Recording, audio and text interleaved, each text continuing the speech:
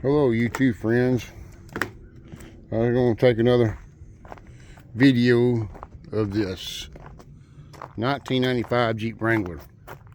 I bought it February 1st of 1996, 30 years ago today. I seen the other videos on other channels where they were dealing with rust and all that. I never dealt with any rust issues. Had one spot right here I covered up on my hood, and one spot in here. This is about 19 degrees here in Alabama today. Well, right here, not even thin at all, surface rust. That's the only spot I see rust on this thing. On the other side, solid. And I've been up and down this frame on this Jeep, on this 95 model. That's solid. I look around this frame and everything, even though it's muddy and shit, it don't have no rust. And I think it's got one of them galvanized steel frames, and they said them things rust worse than the regular frame. I haven't seen any rust on this thing in the 30 years that I own this thing. I've been up and down this frame several times. I've been up under this Jeep more times I can count. I replaced the engine on it. Let me pause this. I'm gonna try to turn this camera around and make it one big video. Well, I can't pause it. I can't show my face. Well, I bought this Jeep. It's cold, freezing cold outside. I bought this Jeep in 96. It's a 95 model. No such thing as a 96. I've made this video twice already, because I accidentally said it was a 1996. And I'm sitting here in my warm house with the wood burning stove going. Well, I replaced 2 engines in it. The third one is still in it, and it's running real good. Well, the original one is down here in my storm shelter. It needs to be rebuilt.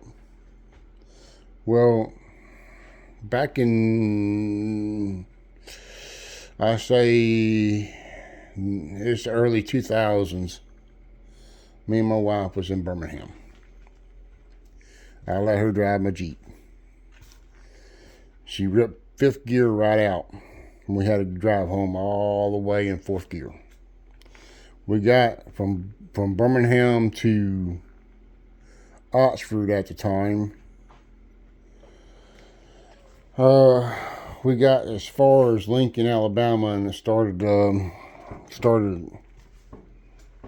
knocking a little bit. Spun a bearing, number 1 cylinder. Had to tow it home. And I'll let you look at the wood burn stove. And I took it back apart, took the transmission out, crankshaft out, replaced all the bearings in it, the Clevite bearings, and it lasted about, oh gosh, about 10, 12 years. Because 5 years ago, I had the knock to come back. It spun another bearing. It lasted that long. But, you know, you can only get so many years out of a bearings replaced, because the crankshaft's already screwed. So I went online. I purchased another engine. And the engine I purchased the first time, it lasted me 3 weeks. It was from a junkyard. My mistake. But that mistake later on came my fortune. Because they didn't want to get caught in a lawsuit. So they sent me another engine. And this one's been remanufactured. And I put that in. That's what I'm driving on now. And it had less than 20,000 miles on it when I installed it. I put it in myself. All the engine work done on that Jeep was by me. And that was a bad luck year. I blowed a oil pressure sensor. It blew oil all over the engine that I didn't even have a drop of oil on. And I had to replace that oil pressure sensor. Then I had to replace some other parts on there, fuel injectors. I mean, this was the same year now, and I'm going through the money that I borrowed to fix this thing. Then I got into an accident. The second accident I ever been into with that Jeep. This kid pulled out in front of me and I totaled his car. There wasn't nothing left of it, but it bent my leaf springs, which messed up my bird finger on my right hand when I was trying to change it. Fractured the bone in my finger,